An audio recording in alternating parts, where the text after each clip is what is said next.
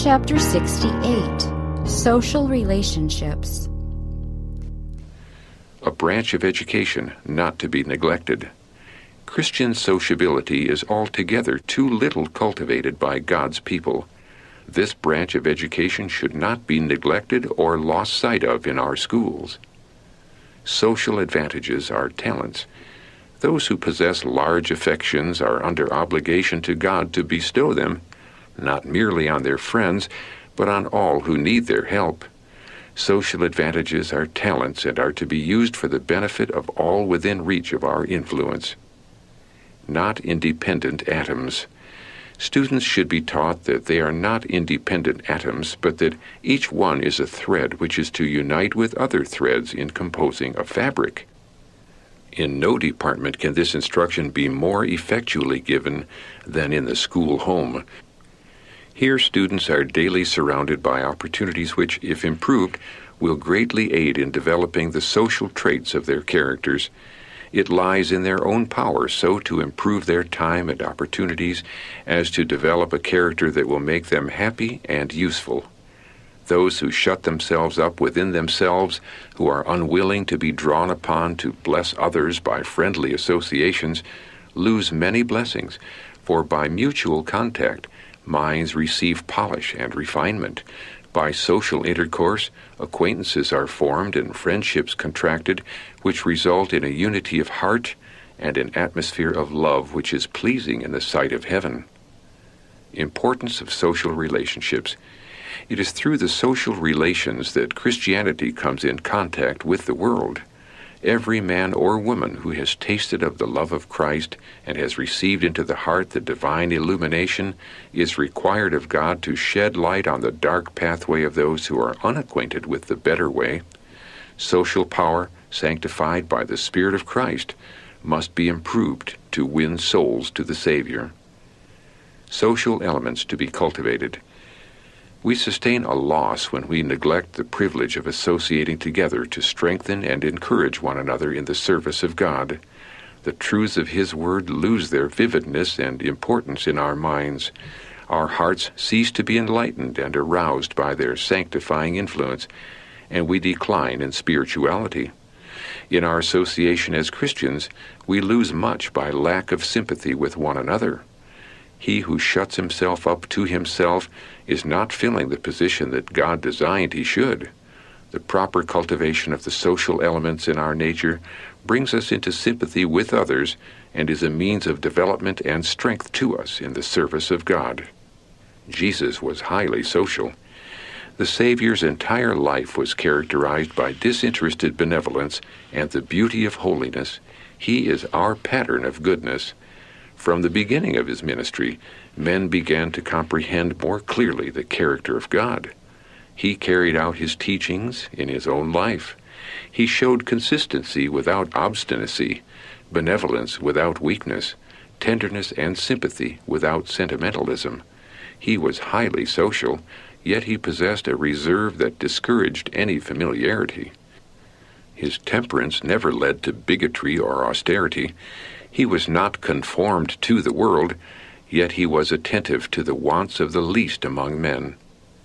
Social kindliness and dignity of humanity.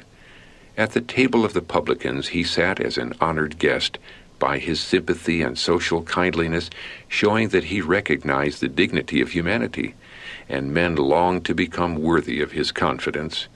Upon their thirsty hearts his words fell with blessed, life-giving power.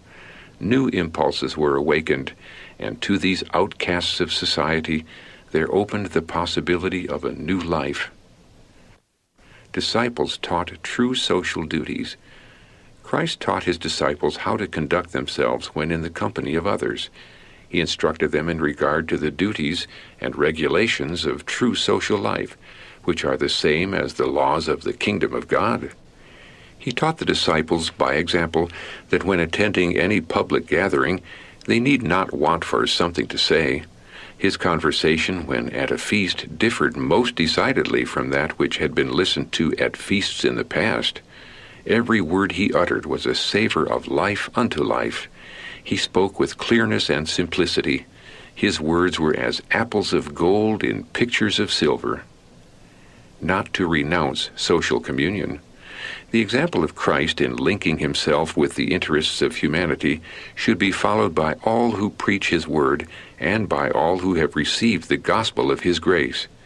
We are not to renounce social communion. We should not seclude ourselves from others. In order to reach all classes, we must meet them where they are. They will seldom seek us of their own accord.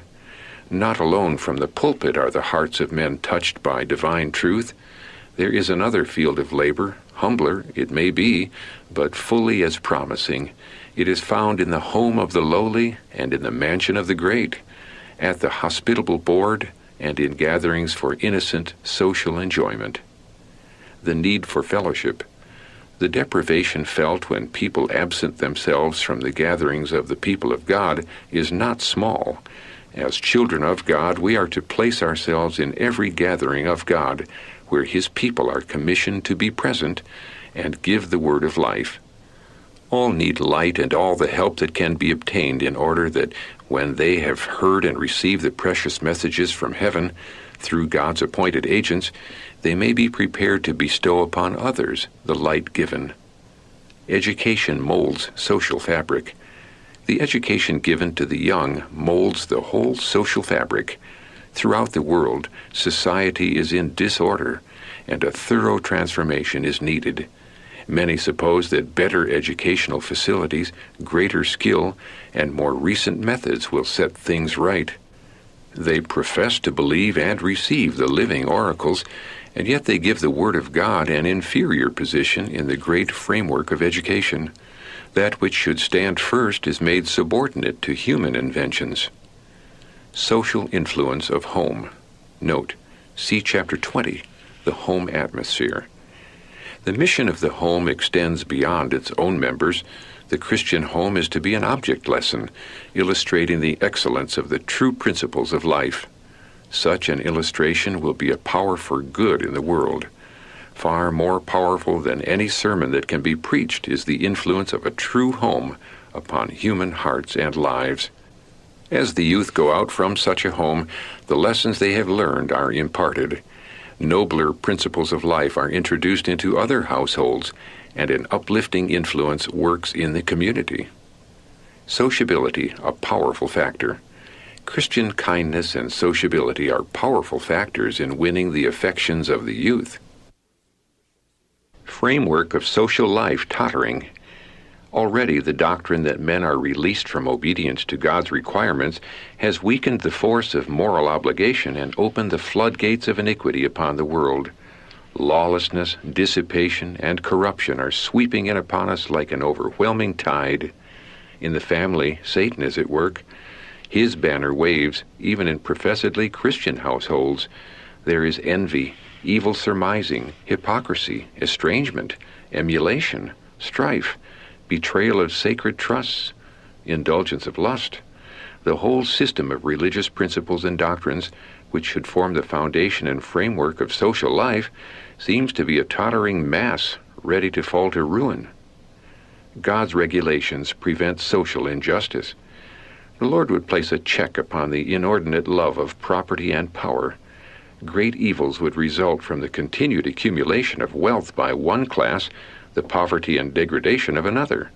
Without some restraint, the power of the wealthy would become a monopoly, and the poor, though in every respect fully as worthy in God's sight, would be regarded and treated as inferior to their more prosperous brethren. The sense of this oppression would arouse the passions of the poorer class. There would be a feeling of despair and desperation which would tend to demoralize society and open the door to crimes of every description. The regulations that God established were designed to promote social equality. The provisions of the sabbatical year and the Jubilee would, in a great measure, set right that which during the interval had gone wrong in the social and political economy of the nation. Ranks of society to improve and develop character. It was not the purpose of God that poverty should ever leave the world. The ranks of society were never to be equalized, for the diversity of condition which characterizes our race is one of the means by which God has designed to prove and develop character. Many have urged with great enthusiasm that all men should have an equal share in the temporal blessings of God, but this was not the purpose of the Creator. Christ has said that we shall have the poor always with us.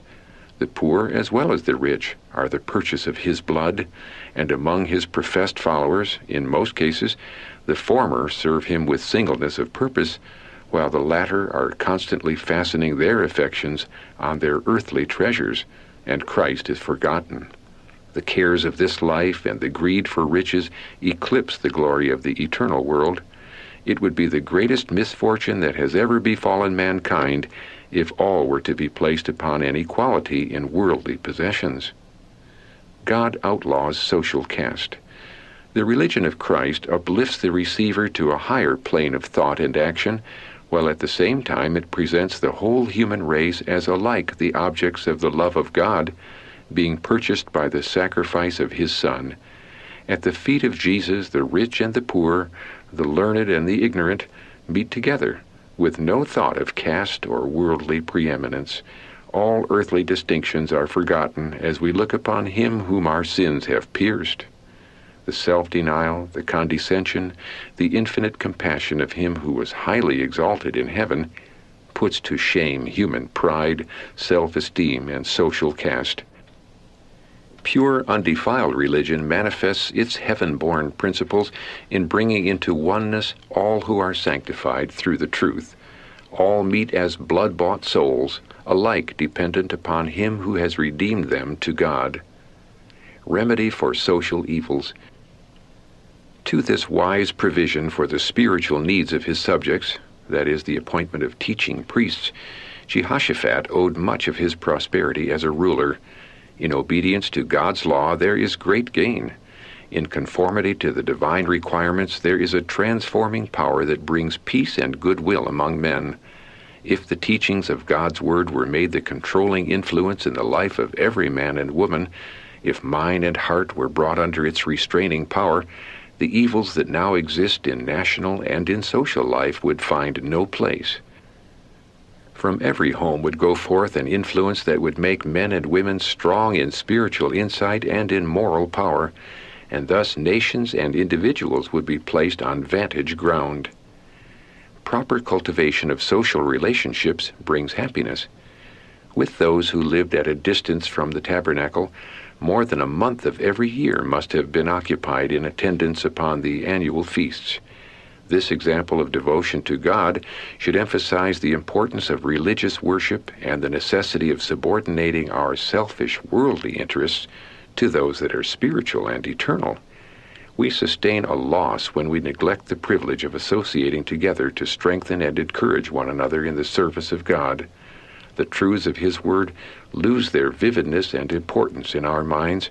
Our hearts cease to be enlightened and aroused by the sanctifying influence, and we decline in spirituality. In our intercourse as Christians, we lose much by lack of sympathy with one another. He who shuts himself up to himself is not filling the position that God designed he should. We are all children of one Father, dependent upon one another for happiness. The claims of God and of humanity are upon us. It is the proper cultivation of the social elements of our nature that brings us into sympathy with our brethren and affords us happiness in our efforts to bless others. Not to be governed by human standards. I am constantly presenting the need of every man doing his best as a Christian, of training himself to realize the growth, the expansion of mind, the nobility of character, which it is possible for each to have. In all that we do, we are to sustain a Christ-like relation to one another. We are to use every spiritual force for the carrying out of wise plans in earnest action. The gifts of God are to be used for the saving of souls. Our relations to one another are not to be governed by human standards, but by divine love, the love expressed in the gift of God to our world. Develop social powers for soul winning. Especially should those who have tasted the love of Christ develop their social powers, for in this way they may win souls to the Savior. Christ should not be hid away in their hearts, shut in as a coveted treasure, sacred and sweet, to be enjoyed solely by themselves, Nor should the love of Christ be manifested toward those only who please their fancy. Students are to be taught the Christ-likeness of exhibiting a kindly interest, a social disposition toward those who are in the greatest need, even though these may not be their own chosen companions. At all times and in all places, Jesus manifested a loving interest in the human family and shed about him the light of a cheerful piety. Students should be taught to follow in his steps. They should be taught to manifest Christian interest, sympathy, and love for their youthful companions, and endeavor to draw them to Jesus. Christ should be in their hearts as a well of water springing up into everlasting life, refreshing all with whom they come in contact. We should all become witnesses for Jesus. Social power, sanctified by the grace of Christ, must be improved in winning souls to the Savior. Let the world see that we are not selfishly absorbed in our own interests, but that we desire others to share our blessings and privileges. Let them see that our religion does not make us unsympathetic or exacting. Let all who profess to have found Christ minister as he did for the benefit of men.